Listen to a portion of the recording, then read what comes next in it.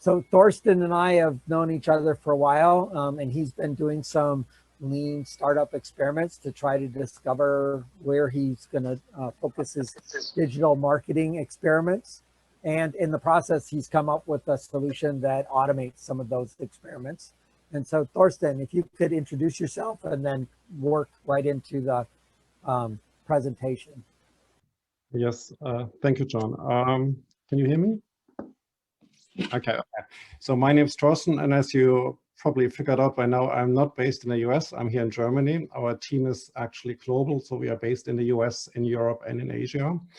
The company I started is an automation business. My background is in digital marketing and innovation management. And along the way, we figured out that many of the experiments that startups and companies kick off never see the light of life. What we found is that the biggest challenge is how do you launch, an innovation, and how do you prove actually that there's a market? And with many of the companies that I worked for previously, they assumed that,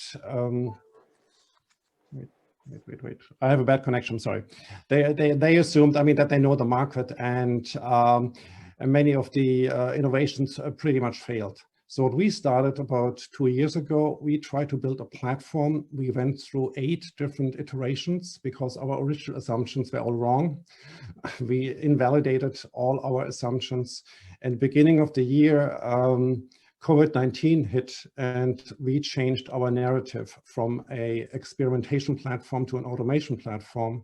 And since then, the market felt, okay, we are kind of interesting. So we built out that product over the last few months, and we took on many startups. We are working for 3 accelerators now and a couple of small and medium businesses. So how do I share my screen, John?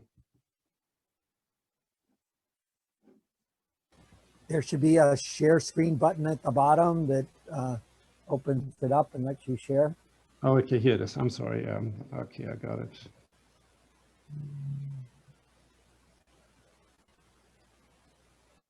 All right. Okay, so what we do is we automate customer development and demand generation. So what we work for is, for later stage startups, we really automate sales automation processes, and for early stage startups, we help them to work on their customer discovery automation. And how this actually works, finding early adopter or sales leads is a very similar process. What we figured over time is that in sales automation, you have just a different KPI, while in customer discovery, the only objective is to find an early adopter or an interview partner in order to validate your product or your service assumption.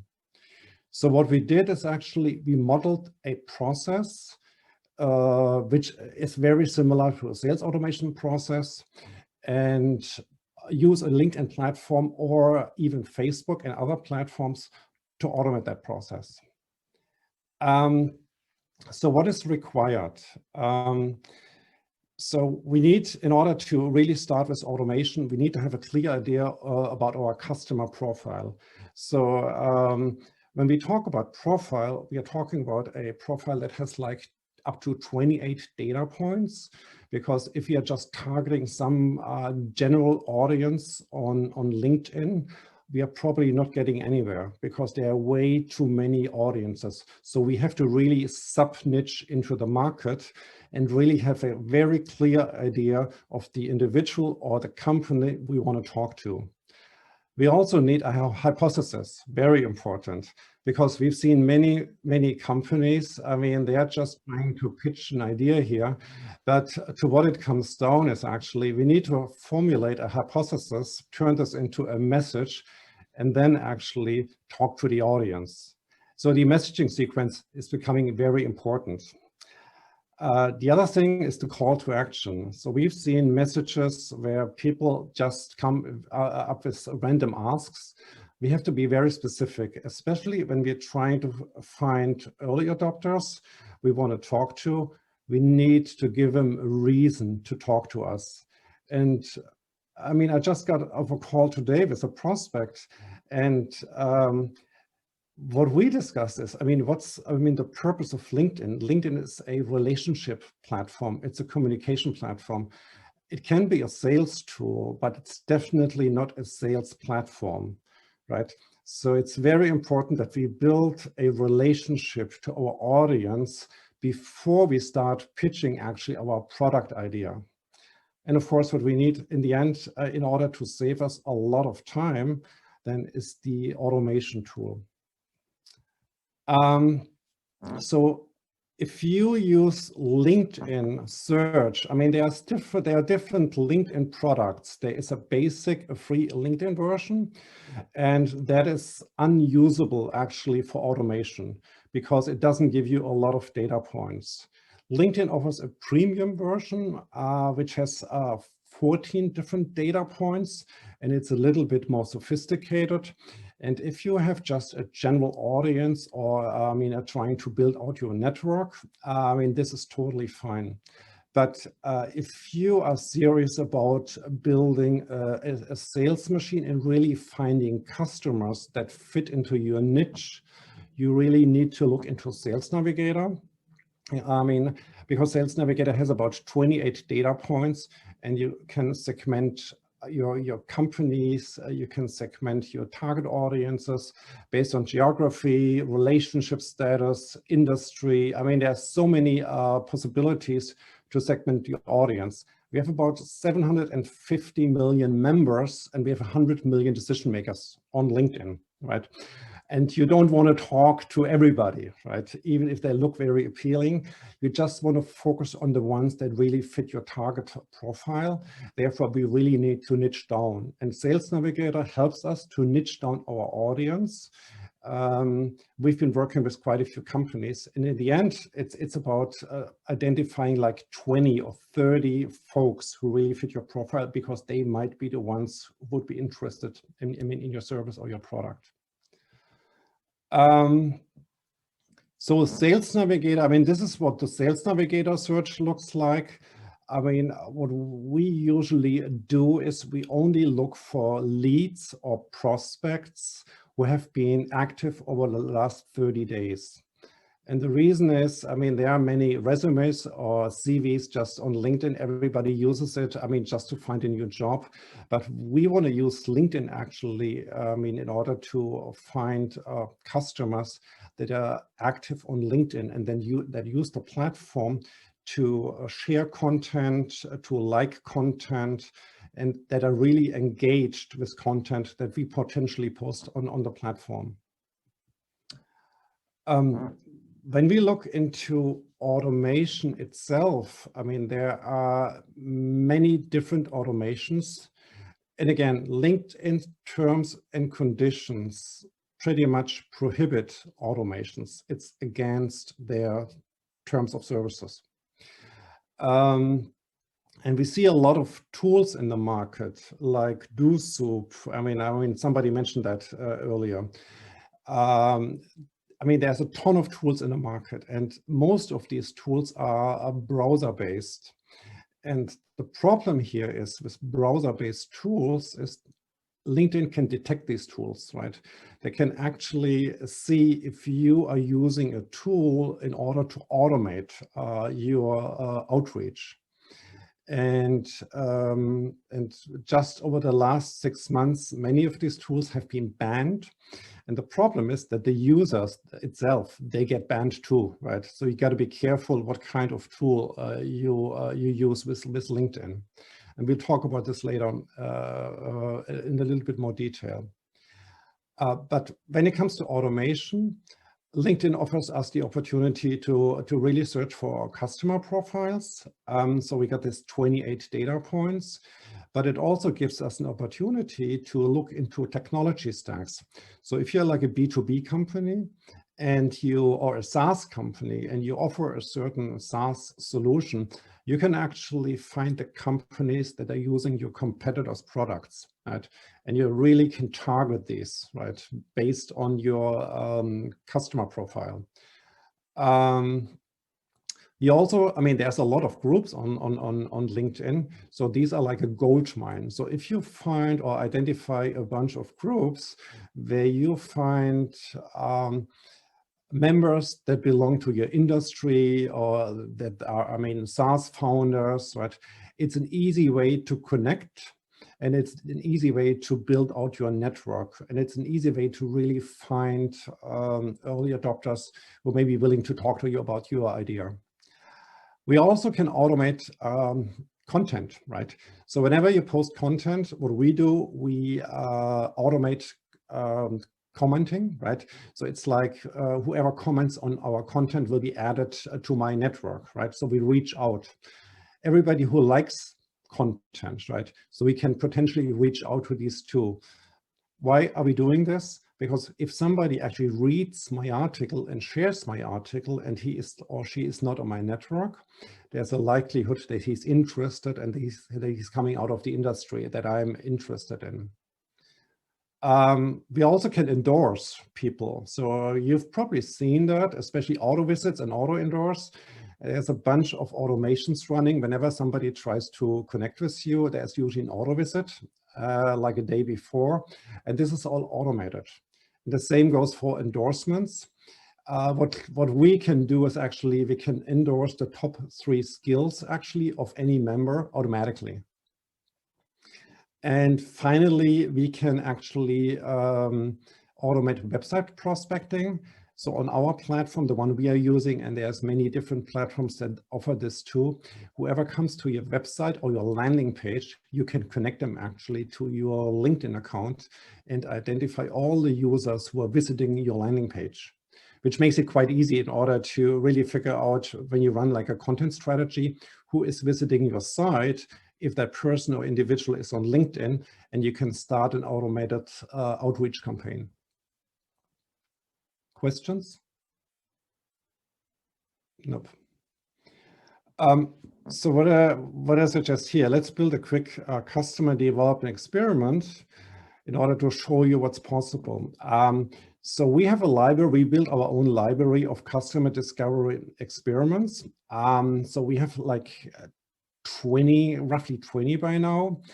And how that looks like.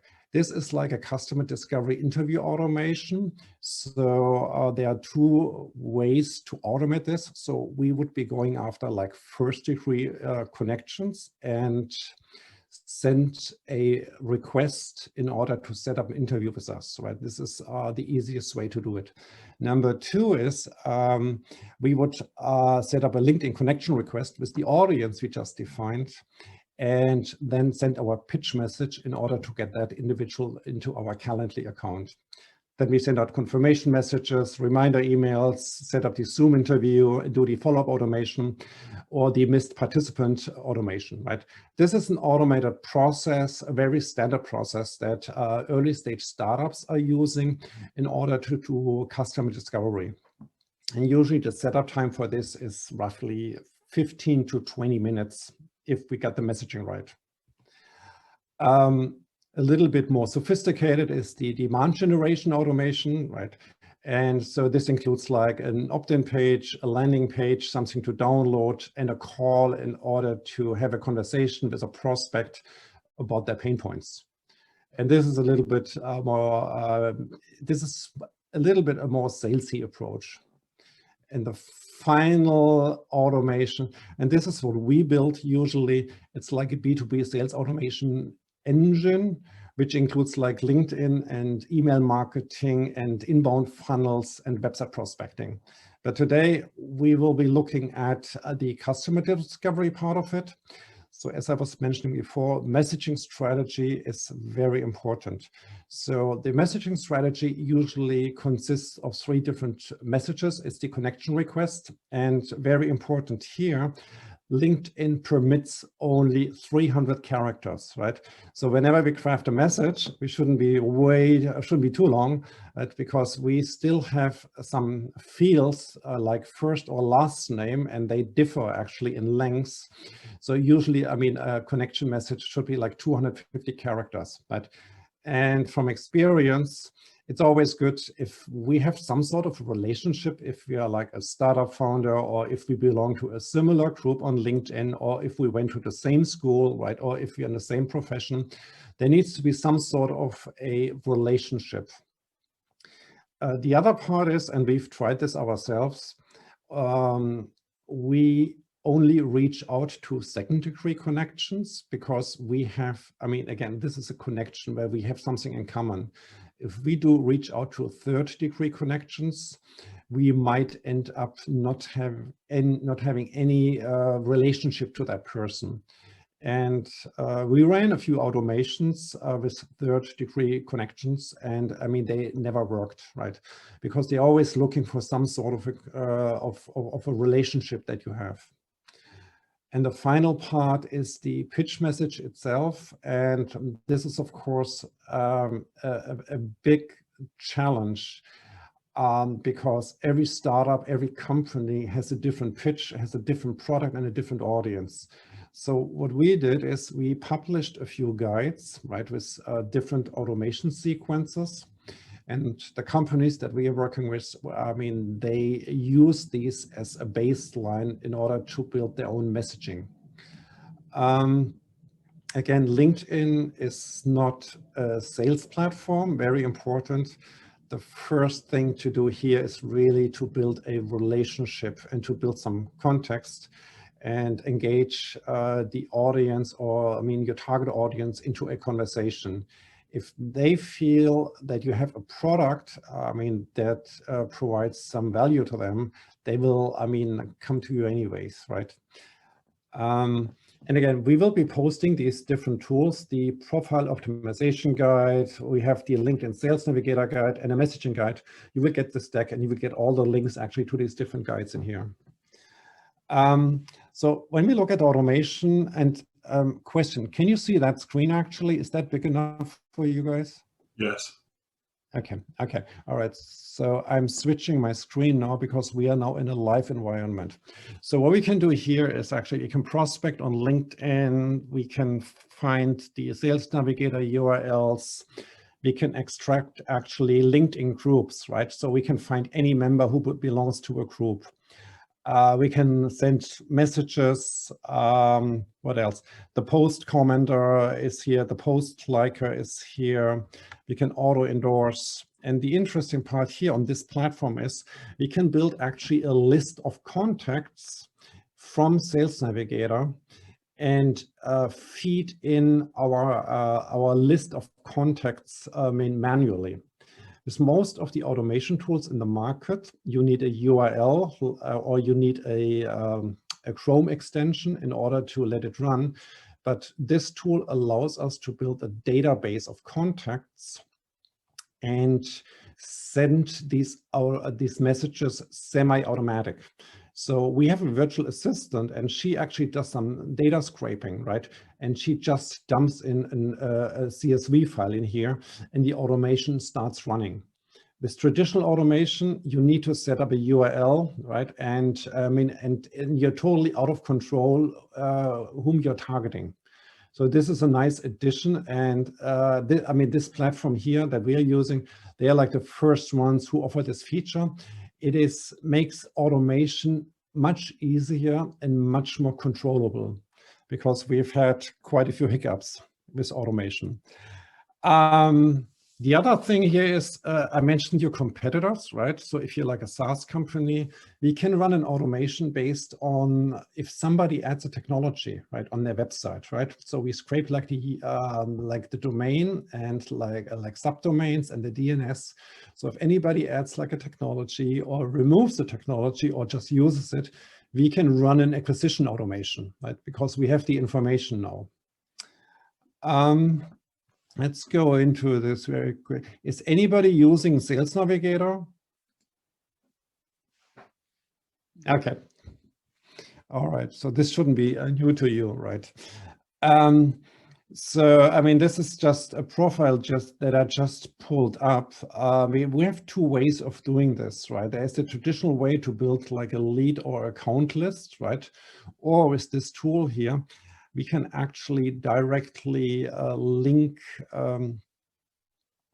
automations actually while we browse LinkedIn. So this tool actually allows us to add any contact on LinkedIn to an automation. It's like a preset automation. And this makes it very easy because sometimes our clients, they just browse actually different audiences, right? And in the past, it was not possible to add these leads directly into an automation one by one. With that tool now, this is possible, which is a big time saver. When it comes to like setting up the automation, what we will be looking at is a lead list. So we created the SAC lead list. Let me go to my LinkedIn saved lists, right? And the only thing, once you set up a search, right, it continually, I mean, you have all the criteria here, like geography, relationship, company name, industry, and so on. And it creates a list with leads that are interesting for you. So you get all the results in here. And the only thing that's interesting for us is that URL, because with that URL, we can run an automation. So we just copy this, right? And go back, and now we set up a new automation.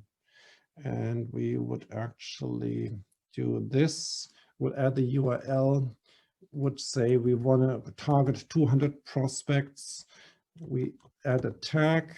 And what this tool does here, it removes actually LinkedIn or email replies. This tool does LinkedIn and email at the same time. And if anybody replies to your LinkedIn outreach, it stops the automation automatically. In the past, this was, I mean, quite painful because people were responding to your messages and you had to stop it automatically. I mean, this does this automatically. And then you're in a screen, and what you can do here is, yeah, you build out your automation, right? So you pick like LinkedIn or email and pick all the conditions that you actually know from email marketing. And you set like a timer behind it. So let's do the connection request. We get first name, and we save this here. And we put some time in between. So we say we have a delay of 2 days or 4 days. So that means 4 days after the connection request has been accepted, we send like the second message. And then we look for an email address. I think Jason mentioned this before. He was interested in email addresses. So what we can do is actually, we can check actually if we have an email address. So let's do this here. So we can verify email addresses inside of this platform here and verify actually the email address. What happens here is we can actually divide now, right? So we can continue sending messages on LinkedIn, or we can do a cold email marketing outreach. And we're still using only data from LinkedIn, from Sales Navigator. So the enrichment part, and this is the, let me go back here. Let's go to contacts very quick. So what it does actually, it automatically looks for a corporate email address. So we have a hit and miss rate of like 50%, right? But this is part of this tool already. So we upload all the data in here. And like John Seacrest, let's pick John Seacrest. And because the corporate email address in his profile is actually John Seacrest at seattleangelconference.com, and it's not his personal email address. So what the system does, since John probably has his personal email address in LinkedIn, it scrapes actually several websites, right, and finds, professional email addresses.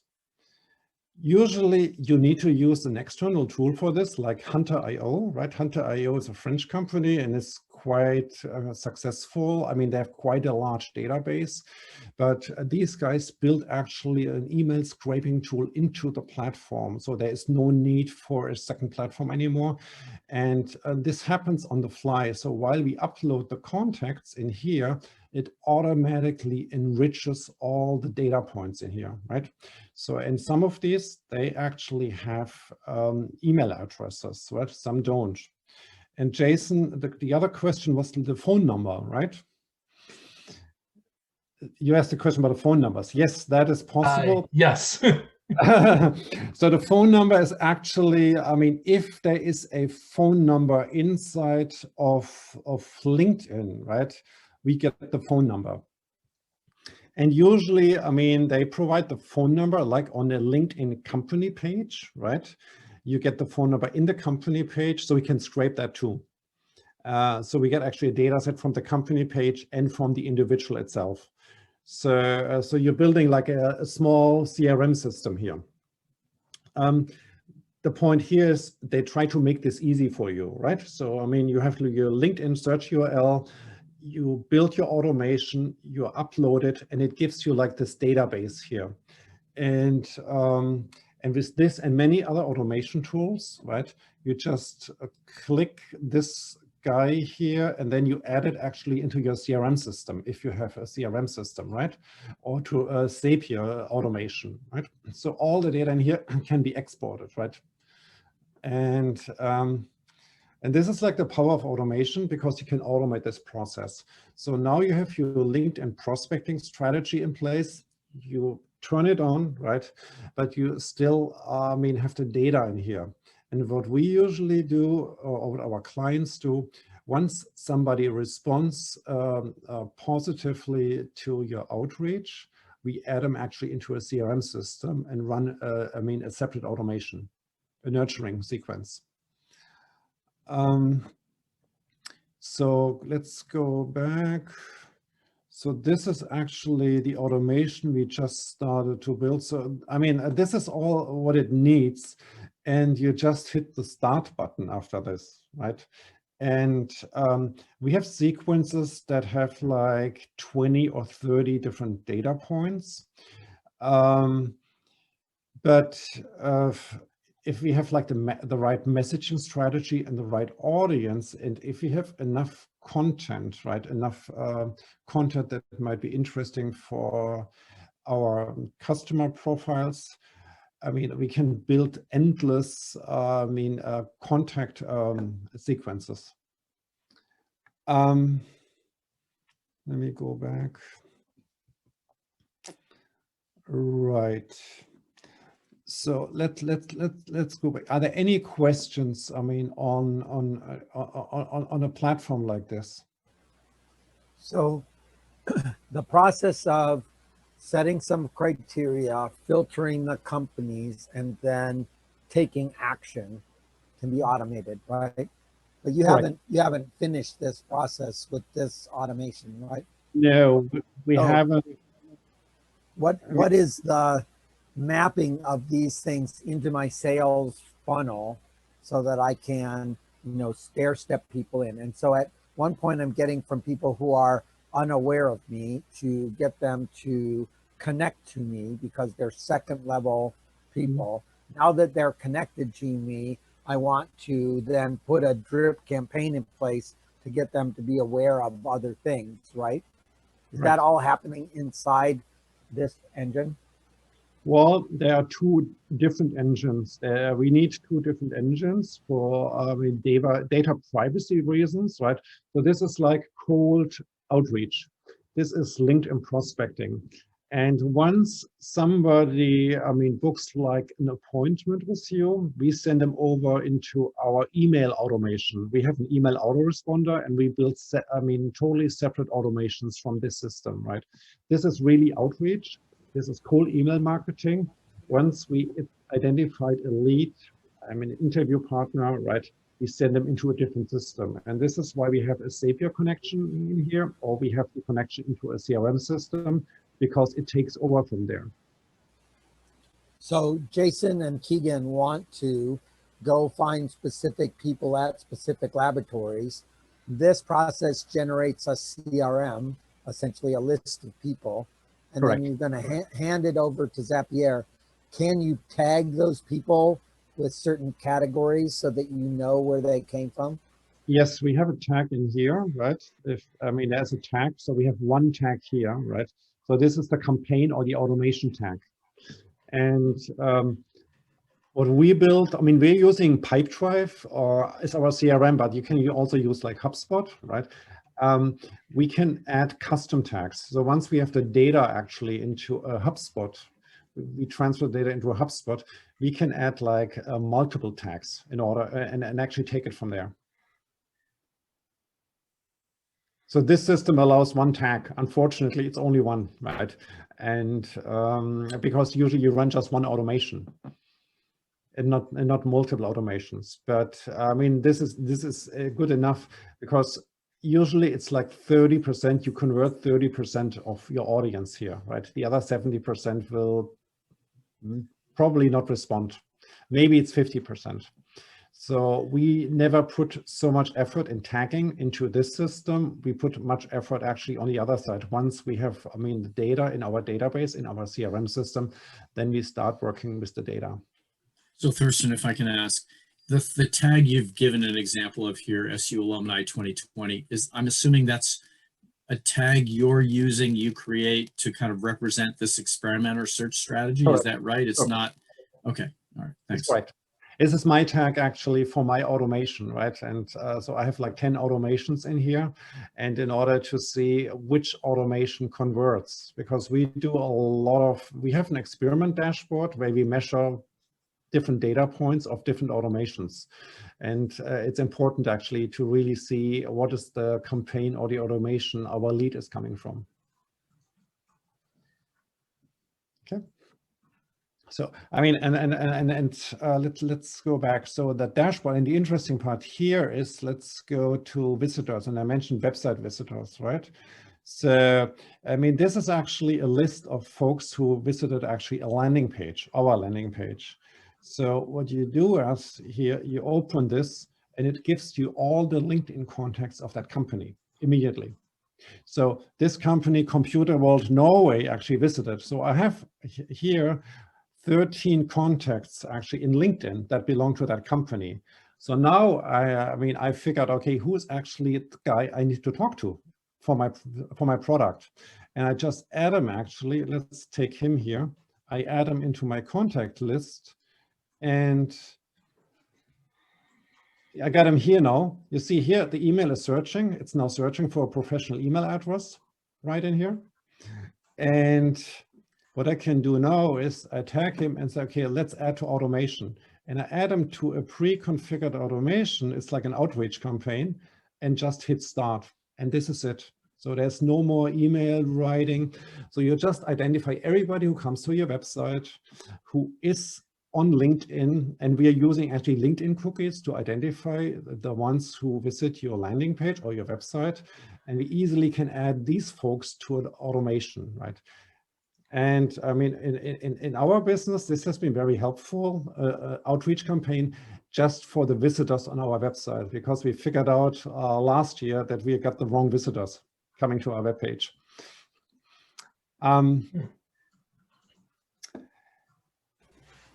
I see in the chat that Paul is asking, one of the tricks that list brokers use is to prevent escaping as a decoy record. Have you encountered this in LinkedIn? Okay, can you run this again by me? One of the tricks that, yeah, go ahead, Paul. I can just say it. Thanks, John. So you may or may not have worked with list brokers, but often in buying lists or even sampling lists, they put in a measure to detect when people have scraped their database. And so if you contact a decoy record that they've inserted in there, one of their salespeople will say, hey, you know, we realize that you've somehow been using our database without authorization. I was just curious if you have encountered that Microsoft or LinkedIn is trying that. Thanks for. Yeah, the point here is it's your own database you're building, right? We're using LinkedIn data, right? This is the most accurate data on the market because everybody updates actually their own profile, right? Whenever there's a change, you update it. So this is number one. And what the system does here, it scrapes pretty much like just the email address. I mean, what it does, it looks for like a website, right? So you have like a company and a website on your LinkedIn profile, and it scrapes your website if it finds it there. Then it looks for public available data, right? I mean, I would have to talk actually to the guys here, but they don't, I mean, I've never seen anything like that. Never happened to me. Thanks. But it's an interesting point. It's a very interesting point. Right. It depends on the database, right? It depends on the database, but from what I understand, they are not looking into like, third-party databases like that. So no reseller database. It's unlikely that somebody who is active and a second connection to you is actually a dummy record. That's a good point. That's a very good point, yeah. And we still have the, we still get the personal email address, right? So, I mean, this is just the outreach system. We usually build a pipe drive system behind it, and we scrape all this data actually directly from LinkedIn and save it into a pipe drive. And in pipe drive, we save the entire contact history. So, our customers, they're using this tool. But they get like a database, and you see the entire contact history from like email and from LinkedIn, right? Because many of our customers have been requesting this because it was difficult to get LinkedIn messages over into a CRM, and we built this, right? We built actually a small extension in order to get this done. But it's very helpful, especially if you're in a sales process. Because you need data points, and not your entire team is actually on that platform, on the automation platform. So the challenge here was, how do we get it into HubSpot? How do we get it into a pipe drive or a Zuhu, right? So that was the big challenge here, and to make that data available. This is, and let me check if I have anything else. Yeah, we have a tracking set up here with this system, and there are multiple systems on the market. They do very similar stuff. You just install this script here, and once you have the script running on your site, you identify everybody coming to your site who is an active LinkedIn user. Automation, we got templates here. And again, and this is, the interesting part of this platform is it combines cold email marketing. And so if we build automations, right, we can actually split test email against LinkedIn messaging. And it allows us actually to really figure out if cold email marketing works better, right, or if it's worse. And our experience here is that LinkedIn, of course, because it's such a relationship-focused environment, usually converts way better. But if somebody responds to you on like cold email marketing, they're usually highly interested, right? The quality is way higher on a cold email campaign if you get responses back.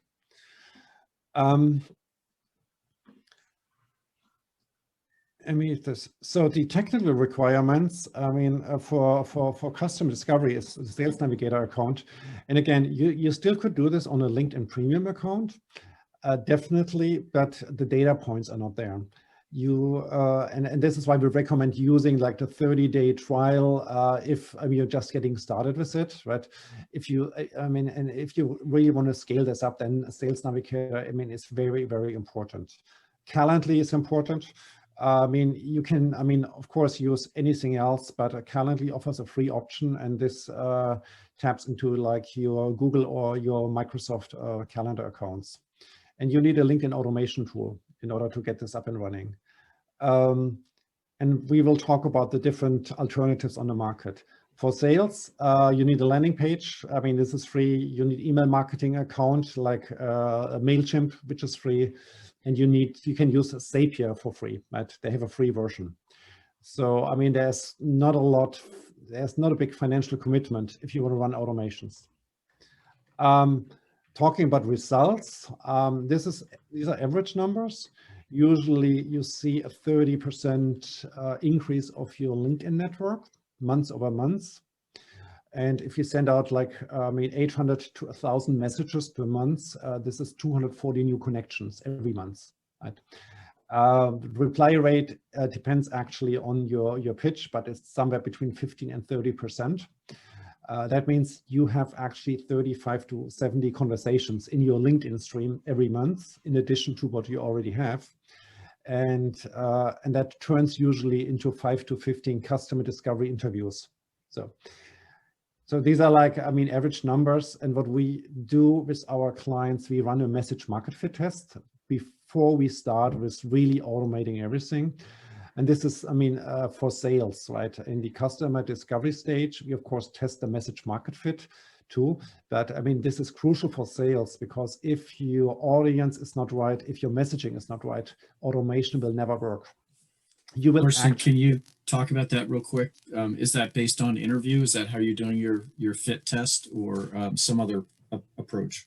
It's an automation. It's an automation that we are running, and it's like A/B. We are looking at response rates, and so we would run like 4 different automation campaigns at the same time, different messaging, different audiences. And we target, actually, we start with different audiences in order to figure out what's the audience who's most likely to respond actually to your message, right? Okay. By audience, I assume you mean kind of a profile based on the data you're selecting for your search, or identifying those people in that list. Okay, can you run this again by me, please? Sure. How are you distinguishing which audience is most effective for you based on that selection? Is it the profile data you're specifically selecting for? It's the profile and it's the sub-niche, right? You really need to sub-niche, and you can test actually different sub-niches against Segment. each other. Yep. Yeah, you really need to segment down. So in the lean startup fanatical point of view, the very beginning of this is some deep listening of different groups in different places, and interviews in different places, to listen to how people describe themselves and how they describe their problems. And in that process, you get the vocabulary for your messaging, and you also get the vocabulary for the groups about how people self-identify themselves in the space. So if you arbitrarily pick sub-niches and sub-segments, and you use arbitrary language, then you're basically throwing spaghetti at the wall to see what will stick.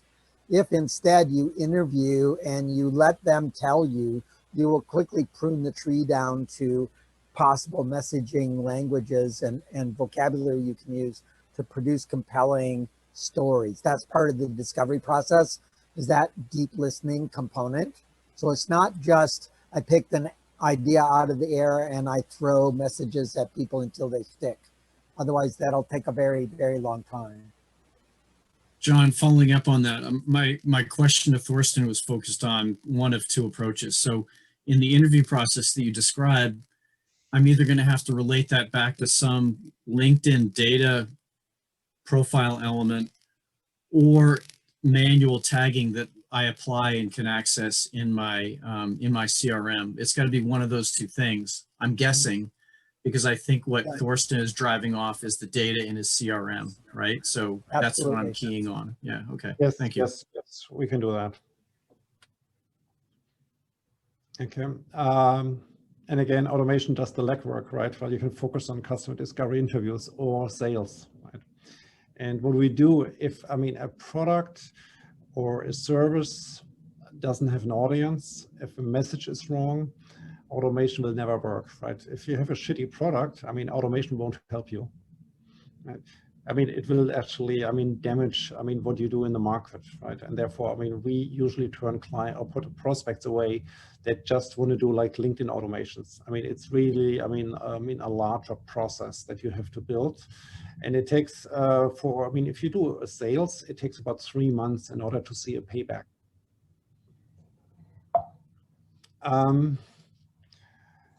So, I mean, and let me, I think, I mean, what we built actually is an experimentation dashboard, right? Because what we figured is that many of our startups, they didn't have a KPI dashboard, right? And we're using a methodology from the real startup book. So we built something into our ClickUp, right? So all our, let me see, let me open this. Yes. And this, I mean, you can use a piece. I mean, some folks like smaller startups, they just use a piece of paper, which is fine. But you should keep actually a small dashboard for yourself, should keep record. I mean, what's like the result actually of your experiment, right? And the way this looks is, it's like a campaign dashboard, right? Where you hold yourself accountable. So you have your automation here. I mean, we have our status. This is a live campaign actually from our client, one of our clients. You have your channel here, and then you see actually connection requests sent against the acceptance rate against the interviews, right? And this is what we document in a project management system and I think this is important because you need to learn actually from the results you're getting out of this, right? And of course, we want to get the number up from a quantitative point of view, but of course, it's the quality of the interview that counts as well. But I mean, as a service provider, I mean, can work on this end, right? We can help you with this end. We cannot help you with the interview itself. But this is important that you have some sort of a dashboard. It can be, I mean, an Excel or a Google Sheet file. Can be anything like this, but you should document all your results. And again, it can be a CRM system. All right. Does this dashboard connect to Zapier? Yes, yes. We get actually all the calendar invites directly into the dashboard. I'm thinking the other way. You know, if I look at this board every Friday at 10 o'clock in the morning, and I have, 40% conversion rate, then I celebrate. And if I don't, then somebody else buys the beer. Yeah, I mean, we are building this right now, right? And the other way around is a little bit more complicated. And what we found out last year, I mean, startups still need to do some manual work, right? If we automate everything, especially when it comes to like the data and the analytics, I mean, they get like lazy. I mean, especially when it comes to the hypothesis, right? And we have a hypothesis builder now built into the dashboard. So they have to go back every week and reformulate actually based on the learnings, a new hypothesis, and then set up a new experiment. And we automated this before with a different tool, but it didn't help us because the tool actually tried to do the job, right? And to be honest, there needs to be some learning. And so we built just the dashboard right now, and we actually fill the numbers. I mean, my VA actually, she pulls all the numbers, and then we have conversations or discussions with our clients every week about the results. Right. Yeah, this was that. Yeah, then you hit run. And there's a couple of things. I mean, we talked about the different tools, right? So the do's and don'ts, target the right audience, very important. Clear value proposition before you start, because garbage in results in garbage out. Don't pitch on your first contact, build some context in a relationship. Test the automation system before you go live. And this is very important, right? Warm up your LinkedIn account and start with small batches. Don't try to send 200 messages on the first day, right? LinkedIn is gonna, kill your account immediately, right? So automation starts small with like 20 automated messages. And the second week we do like 30 and we build this up. This tool that we are using, we built a cap into the messaging per day. It's 40. Because 40 messages still means 200 a week. It means 800 a month, right? And I mean, if you can take on like 20 additional calls a month, I mean, this is great. If you can't, then you shouldn't actually get the numbers up. And then, of course, LinkedIn limits, very important. You can only send out 3% of your network size, right? So if you have 1,000 contacts, LinkedIn limits your own account, in LinkedIn, so you can only reach out to 3%. So you can never add more than 3% of new contacts to your LinkedIn account.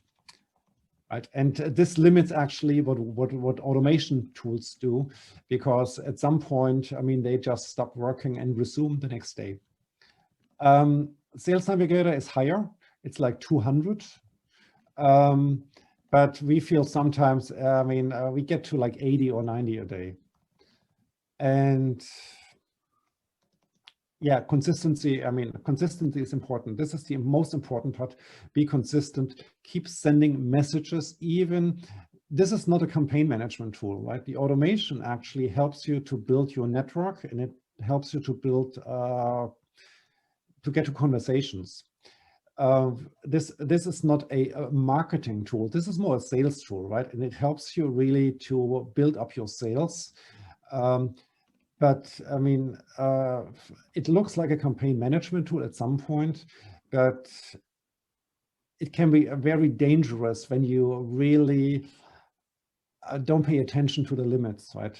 We've seen that with clients, and we've seen it with our own staff, right? I mean, they got banned from LinkedIn. Very important. And I mean, there's so many tools in the market.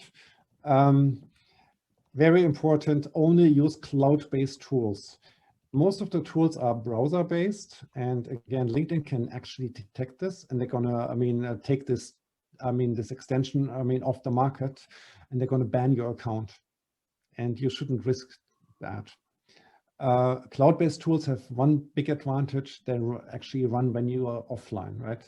While the browser-based tools, you need to be online in order to kick off the automation. The other thing is, don't use any tool that require a LinkedIn login, right? And our tool, I mean, and there's a couple of more like Expandy, there's Phantom Buster, there is Texao. They only require a cookie, right? They require a LinkedIn cookie, and this is all what they should get.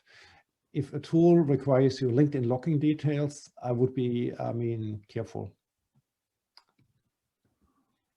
And beyond LinkedIn, yeah, we do a lot of automation, like on Twitter, on Quora, on Medium, on Facebook.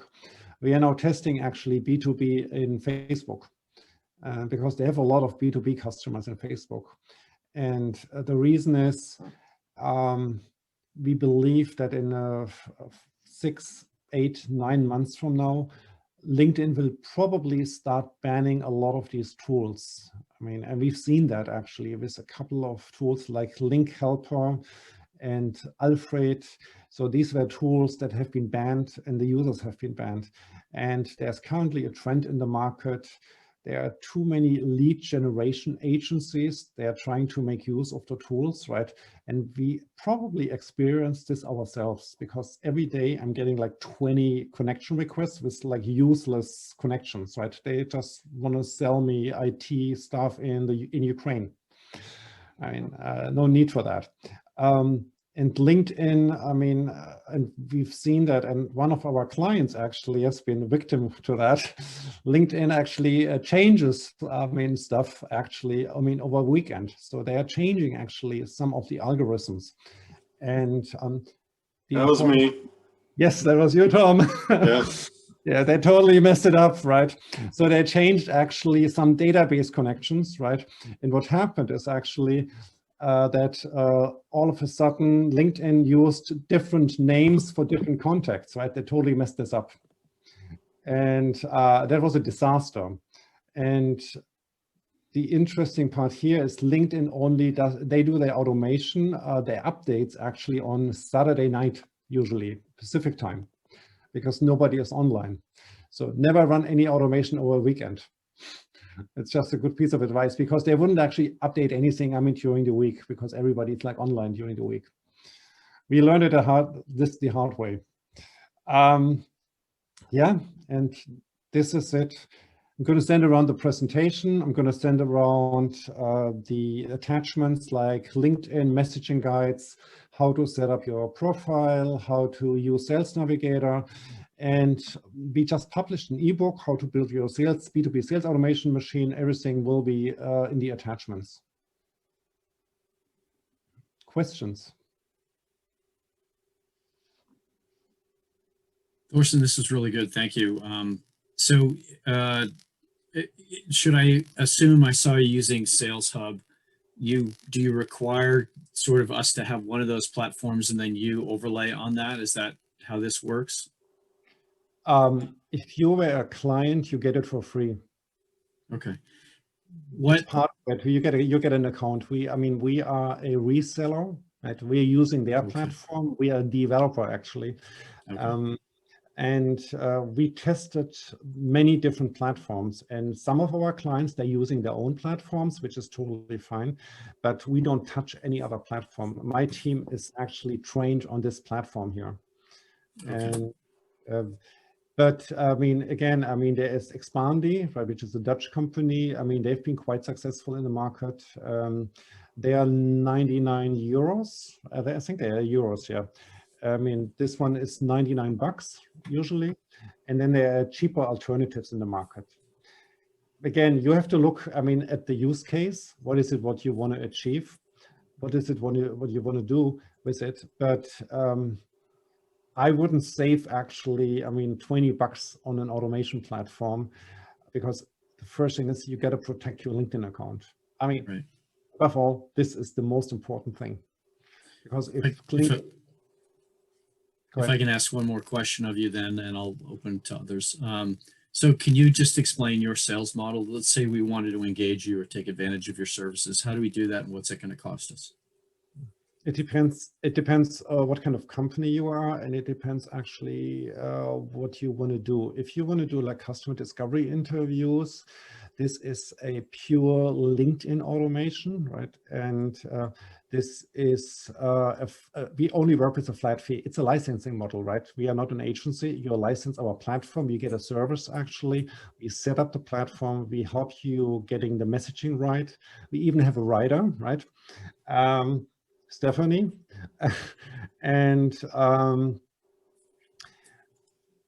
we work with you actually on what we call a startup workbook, right? So it's like your value proposition, talking about your customers' pain points and objectives, getting really to that value prop and turning this into a compelling message, right? And we build a workbook that we are using for all of our for our startups.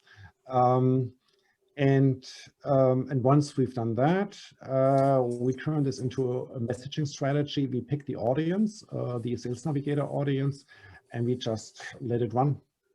The process takes, the setup process, somewhere between 2 to 4 weeks. It depends on you mainly, right? Some of the startups we are working with, they don't have a value proposition, right? I mean, they are really early stage. So for them, it's like, okay, let's do, I mean, problem interviews first, right? And let's talk about, I mean, value proposition at this point. But if you're interested in sales, if you are, I mean, even if you're an established company, we still require you to do a message market fit test and to do like, even do customer interviews, right?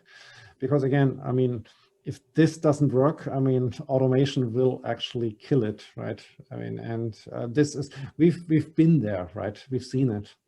And so we are trying to be very careful, and we are not trying to overpromise here, right? Again, you can build out your network. We see results. I mean, if you talk about sales, we see results in about 3 months, right? Actual sales numbers. This is how long it takes. We cannot actually force people to make a decision. We just can find the right ones in the market. I think he's asking you, shut up and take my money, and he wants to know how much money to throw at you. I need to know how much, but what is the objective? Is it sales or is it customer discovery? And the reason is sales is more complicated, right? Sales includes follow-up processes. Sales includes you get a database from us. We are building actually a database for you in a HubSpot or in a Pipedrive. And we are building like Zapier connections. This is just a starting here. You're getting actually an email responder attached to it. So this is more sophisticated because we're building all the follow-up processes which are behind it. We're building the automation for that, right? So if we are just doing customer discovery interviews, then this is very easy. If it is, I mean, the pricing right now, I mean, is $2.99 per month, right, for the customer discovery interviews. And it is $8.99 for the full sales automation platform. And this includes everything. Right? I mean, all the software tools, all the automation tools, I mean, Calendly accounts, everything is included. Thank you. You're welcome. Okay. Are there other questions or thoughts? Yes. Yes, 3 months is actually very fast for a B2B sales cycle. This is actually right. But is Jerry still here on the call? No. Okay. Yes, he is. Yes. Okay. John, It is. go ahead. Yes, it is fast. But the point here is you want to find the ones who are in the market, right? And you can convert fast. So this is usually 5% of the market. And the other 95%, you want to keep them in the loop. So it's about finding the 5% who are shopping for a solution right now, right? And these are the ones you can convert probably faster. But the other 95%, they need to go into like a loop, right? Into like a nurturing sequence. John, you had a question? I had two questions. So first of all, when it comes to network size, right? One of the things you said is that you can increase by 3%. Does it matter how big your network is when you start the system? Well, if you have, 100 contacts, you should actually, this is going to be difficult. If you have like 10,000 contacts, totally different.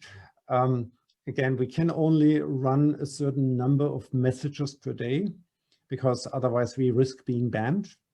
So, again, between 40 and 200 a day. What we do usually, we run, separate automations, right, in order to build the network. And this is how you actually get around this, right? But there is actually, on the LinkedIn side, they check actually the messages that are going out day for day, and the algorithm actually flags you out, right? If you are sending way too many messages, and we're looking at your activity level.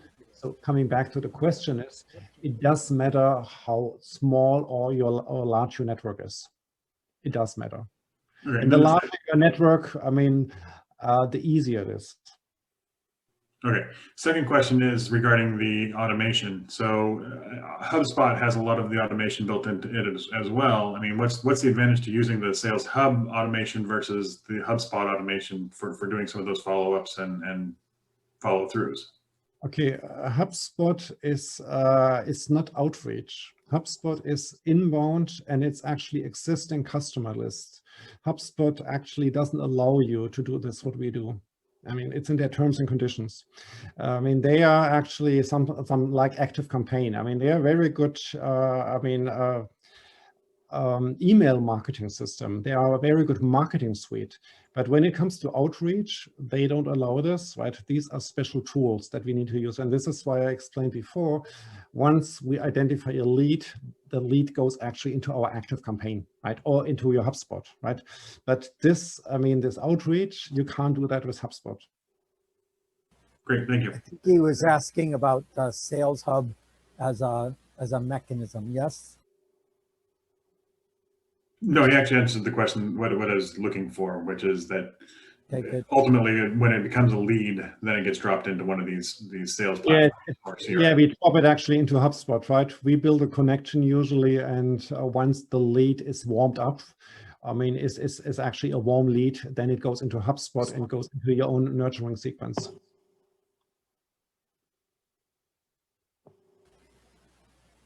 Cool. Any other questions or thoughts?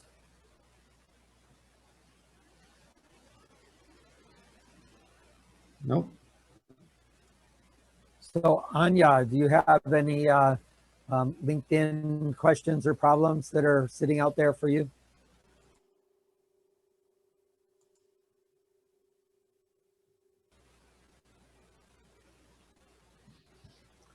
All right. Well, we'll call that the end then. Thanks very much for coming to our program. Hopefully you've gone to our Seattle Angel Meetup group and you see that there's a great big pile of workshops. We have some very specific ones coming in to talk about how to do one-on-one interviews, how to use SurveyMonkey to prospect as another mechanism for outreach. And so we're working through this process of doing outreach, finding prospects, narrowing down the message, and then doing interviews to get to the point where you're demonstrating traction there are workshops over the next 2 months that will address all of that. Thank you very much, Thorsten. I really appreciate you coming and doing this. Hopefully some of you will talk some more. Thorsten's an active participant in our open coffee on Tuesday mornings, so feel free to come and engage with that conversation. And we will see you on next Tuesday when we talk about full spectrum investing.